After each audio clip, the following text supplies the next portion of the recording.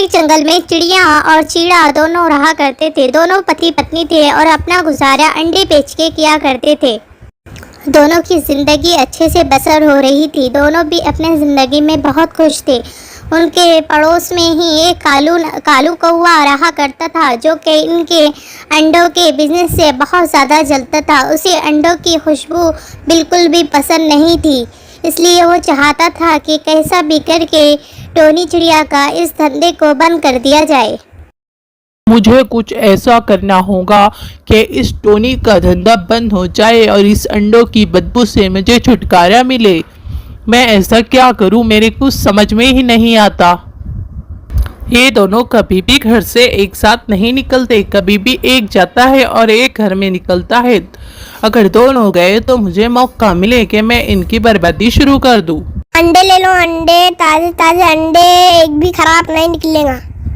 इतने बारिश के दिनों में भी भोलू चिड़ा अपने अंडे जगह जगह जाके हर पक्षी को पहुंचाया करता था। उसके अंडे अच्छे होते थे, गंदे नहीं निकलते थे, इसलिए सारे पक्षी उसी के पास से अंडे खरीदते थे। एक दिन कालू कौवा भोलू चिड़े को अपने घर पे बुलाता है और उसे वार्निंग देता है कि वो इस अंडे के धंधे को बंद कर दे। देखो भोलू चिड़े, मैं तुम्हें अच्छे से समझा रहा हूँ। इस अंडे की बदबू से मैं बहुत ज़्यादा परेशान हो चुका हूँ। तुम इस धंधे को बंद कर दो और कोई और काम करो ताकि मुझे इस बदबू से छुटकारा मिले। सॉरी कालू कौवे, मैं इस धंधे को बंद नहीं कर सकता। तुम कहीं और जा कर रहो। ये सुनकर तो कालू कौवे को और भी ज़्यादा गुस्सा आ जाता है। वो सोचता है कि अब मैं क्या करूं।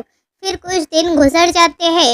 एक दिन टुनटुनी चिड़िया की तबीयत बहुत ज़्यादा खराब हो जाती है। देखो टोनी चिड़िया, तुम्हारी तबीयत बहुत खराब है, मैं तुम्हें हॉस्पिटल लेके जा रहा हूँ। ठीक है कालू कौवे, मैं अकेले नहीं जा सकती, तुम भी मेरे साथ चलो। फिर वो दोनों भी घर से हॉस्पिटल के लिए निकल जाते हैं, लेकिन बीच में ही उन्हें कालू कौवा देख लेता है। कालू कौवा उन दोनों को जाते हुए देखकर बहुत ज़्यादा खुश हो जाता है। ओहो, अब आएगा मज़ा। बहुत दिनों बाद दोनों मियाँ बीबी बाहर गए हैं। अब मैं इनके घर पे जाके सारे अंडे फोड़ देता हूँ, फिर देखना कौन सा बिजनेस करते हैं और किस पर गुजार बसर करते हैं। उधर कालू कौवा उनके घोंसले में जाकर सारे अंडे फोड़ देता है। इधर भोलू चिड़ा और टोनी चिड़िया दवाखाने में होते हैं। टोनी चिड़िया की बहुत ज़्यादा तबीयत खराब हो जाती है, इसलिए डॉक्टर उसे 2-3 दिन एडमिट करने की सलाह दे देता है। टोनी चिड़िया जब घर वापस आती है तो सारे अंडे फटे हुए होते हैं। टोनी चिड़िया को ये देखकर बहुत ज़्यादा रोना आता है। वो बहुत रोती है क्योंकि उनके पास कुछ भी पैसा नहीं था। सारे पैसे तो दवाखाने में बैठ चुके थे। वो सोचती है कि अब हमारा गुजर बसर कैसा होगा, अब हम खाना क्या खाएंगे, ये सोचकर और ज़्यादा रोने लगती है। भोलू चिड़ा जब कालू कौवे से पूछता है कि कालू कौवे, तुमने किसी को देखा है हमारे घोंसले में घुसते हुए? किसी ने हमारे अंडे पूरे फोड़ दिए हैं। तो कालू कौवा साफ इनकार कर देता है, कहता है कि मैं तो घर पे नहीं था, मुझे नहीं पता। फिर भोलू चिड़ा मायूस होकर बारिश में ही अनाज की तलाश में निकल पड़ता है ताकि टोनी चिड़िया को कुछ खिला सके। तभी वहाँ एक बहुत ही खूबसूरत सी चिड़िया आ जाती है और वो इनसे पूछती है कि क्या आपको क्या परेशानी है जो आप इतने बारिश में यहाँ पर खड़े हुए हो? जी, आप कौन है? लेकिन हमने तो आपको कभी यहाँ पर नहीं देखा, आप तो किसी और जंगल की मालूम होती है। जी, आप सही कह रही हो, मैं इस जंगल की नहीं हूँ, मैं दूसरे जंगल से आई हूँ। आपको देखा तो यहीं पर ही रुक गई।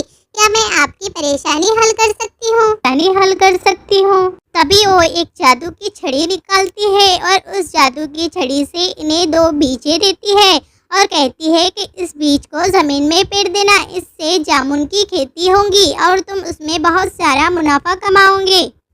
फिर भोलू चिड़ा और टोनी चिड़िया उस बीज को लाके अपने घोंसले के सामने ही पेड़ देते हैं। कुछ दिन गुजर जाते हैं। थोड़े दिन के बाद वहाँ पर बहुत बड़े बड़े जामुन के दरख्त उगाते हैं। उसमें इतने मोटे मोटे जामुन लगते हैं कि वैसे जामुन पूरे जंगल में नहीं होते।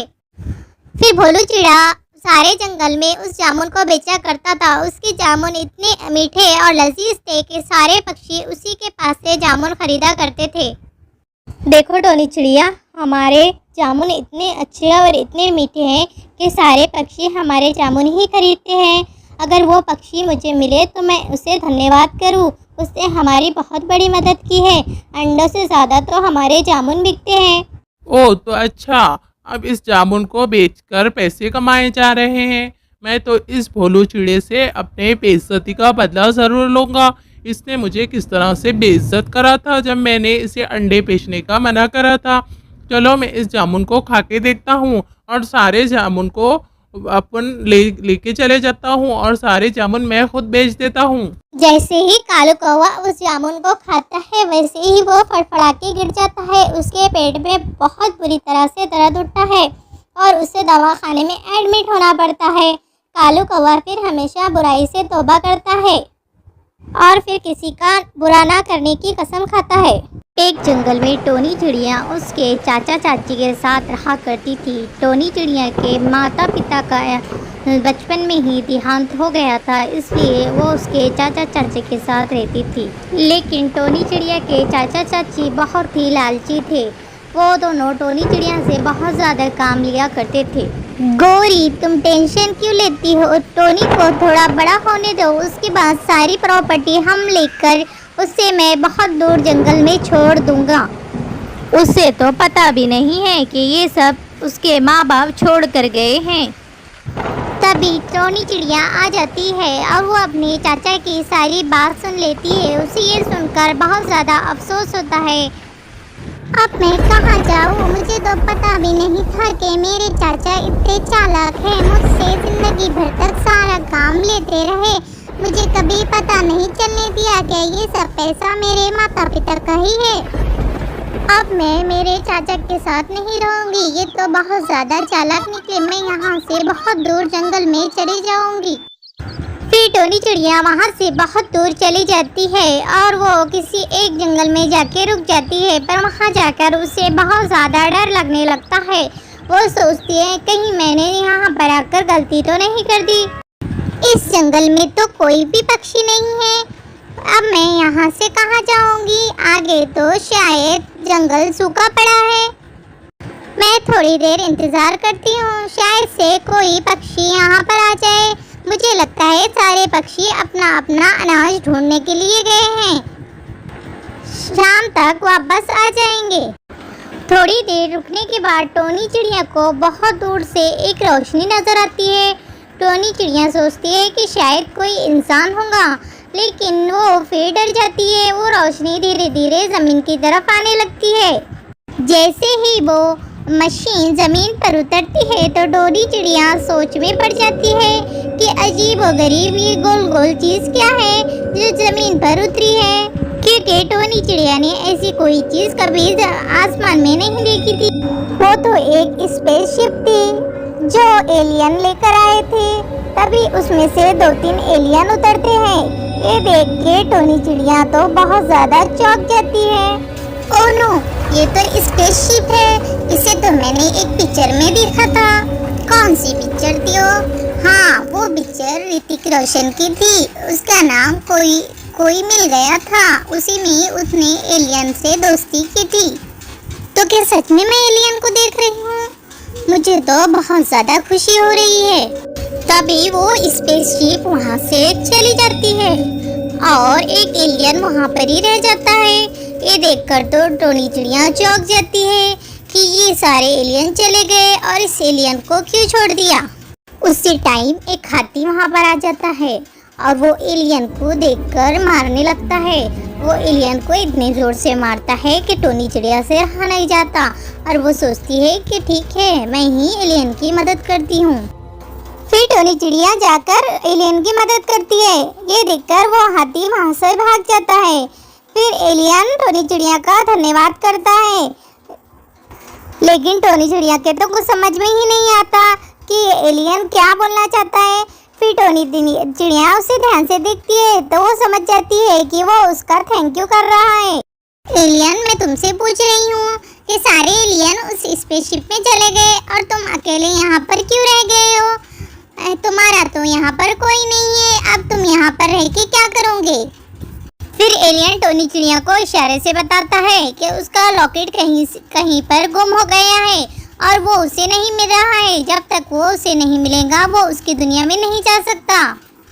तभी टोनी चिड़िया उस एलियन से वादा लेती है कि जब तक के तुम्हारा लॉकेट नहीं मिलता तुम मेरे साथ रहो, मैं तुम्हारी मदद करूंगी। ढूंढते ढूंढते एक दिन टोनी चिड़िया को वो लॉकेट चील के गले में मिल जाता है। चील भाई प्लीज ये लॉकेट एलियन का है, ये लॉकेट आप उससे दे दे। इस लॉकेट की मदद से वो अपनी दुनिया में चला जाएगा। ए टोनी चिड़िया, तुम्हारी इतनी हिम्मत कि तुम मुझसे लॉकेट मांग रही हो?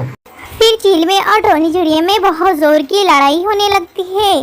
चील टोनी चिड़िया को बहुत ज्यादा जख्मी कर देता है, लेकिन टोनी चिड़िया अपने दोस्त के लिए लड़ती है और उस लॉकेट को छीन कर वहाँ से उड़ जाती है। टोनी चिड़िया इतनी ज्यादा जख्मी हो जाती है कि वो बहुत मुश्किल से उड़ उड़कर अपने घर तक जाती है और घर जाकर वो बहुत बुरी तरह से बीमार पड़ जाती है। फिर एलियन अपनी लॉकेट की मदद से टोनी चिड़िया के सर पे हाथ रखता है और अपनी शक्ति से उसे अच्छा कर देता है और वहाँ से चला जाता है। एलियन के जाने के बाद टोनी चिड़िया बिल्कुल अकेली हो जाती है, इसलिए वो जंगल जंगल घूमती है ताकि कोई दोस्त बना सके। जंगल में घूमते घूमते टोनी चिड़िया को एक जख्मी परिंदा मिलता है। उसे देखकर वो वहीं पर रुक जाती है ताकि उसकी मदद कर सके। आप तो बहुत बुरी तरह से जख्मी हो गए हैं, चलिए उठिए, आपका घर कहाँ है, मैं आपको आपके घर पे छोड़ देती हूँ। फिर टोनी चिड़िया उसे बोलने के लिए हाथ लगाती है तो वो परिंदा अच्छा हो जाता है, उसके सारे जख्म सब सही हो जाते हैं। ये देखकर वो परिंदा बहुत ज्यादा खुश हो जाता है। अरे चिड़िया, तुम तो जादू जानती हो, तुम्हारे हाथ लगाते ही मेरे सारे जख्म अच्छे हो गए।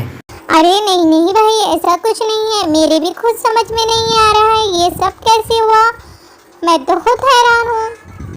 फिर वो परिंदा सारे जंगल में ये बात फैला देता है कि मैं बहुत ज़्यादा जख्मी हो गया था, टोनी चिड़िया के हाथ लगाते ही मैं एकदम से अच्छा हो गया। शायद टोनी चिड़िया कोई जादू जानती है।